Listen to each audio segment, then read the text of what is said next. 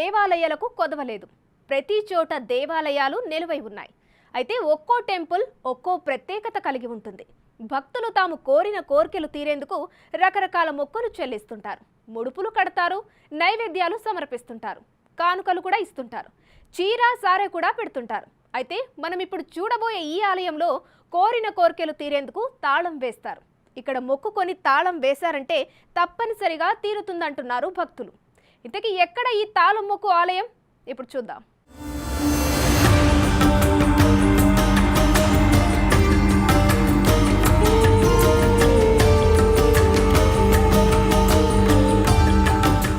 కర్ణాటక రాష్ట్ర రాజధాని బెంగళూరుకు 27 కిలోమీటర్ల దూరంలో హోస్కోట్ దగ్గర కాటేరమ్మ దేవి దేవస్థానం ఉంది.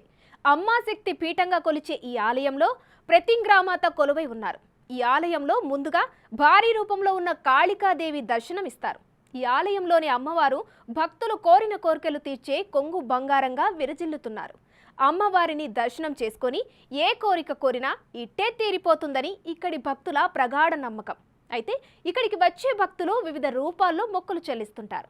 ఎక్కువగా వందల ఏళ్ల నాటి వృక్షానికి కొబ్బరికాయను ఎర్రని వస్త్రంలో కట్టి ముడుపు కడతారు. సంతానం లేనివారు ఈ ముడుపు కడితే తప్పనిసరిగా పిల్లలు కలుగుతారనేది ఇక్కడ ఎక్కువ ప్రాచుర్యంలో ఉంది. అలాగే శత్రుబాధ ఉన్నా, ఇంట్లో కుటుంబ సభ్యుల మధ్య సఖ్యత లేకపోయినా, భార్యాభర్తల గొడవలు ఉన్నా అమ్మవారిని దర్శించుకొని అక్కడ ఏర్పాటు చేసిన స్టాండ్కి తాళం వేస్తే అన్ని సమస్యలు పరిష్కారం అవుతాయంటున్నారు ఇక్కడికి వచ్చే భక్తులు. అంతేకాదు, ఆరోగ్యం బాగాలేకపోయినా, ఆస్తి తగాదాలు ఉన్నా ఇక్కడ మొక్కితే ఇట్టే తీరిపోతాయని బలంగా నమ్ముతారు. అలాగే ఇక్కడ ఆలయ గోడకు చిక్క అంటే రూపాయి కాయిన్ అంటిస్తారు. గోడకు కాయిన్ అతుక్కుంటే మంచిదని భావిస్తారు, లేదంటే తప్పు చేస్తున్నామని ప్రాయచిత్తం కోరుతారు. ఈ ఆలయంలో మరో ప్రత్యేకత ఏంటంటే నిమ్మకాయలతో నరదిష్టి తీస్తారు. మనిషి చుట్టూ నిమ్మకాయలను తిప్పి కింద పడేసి వాటిని ఆ భక్తుడిచే తొక్కిస్తారు. ఇలా చేస్తే తప్పకుండా నరదిష్టి, భూత ప్రేత చికాకులు తొలుగుతాయనేది భక్తుల ప్రగాఢ విశ్వాసం. ఇప్పటికే ఎంతో ప్రాచుర్యం పొందిన ఈ ఆలయం ప్రపంచవ్యాప్తంగా ఫేమస్ కాబోతుంది.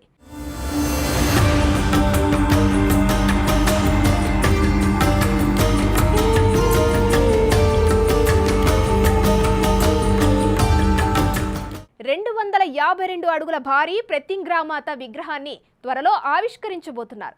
ఇందుకు సంబంధించిన పనులు శరవేగంగా జరుగుతున్నాయి.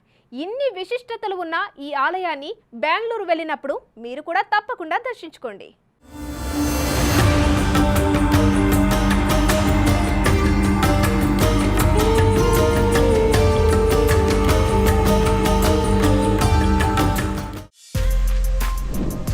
For more videos like this, subscribe Big TV channel.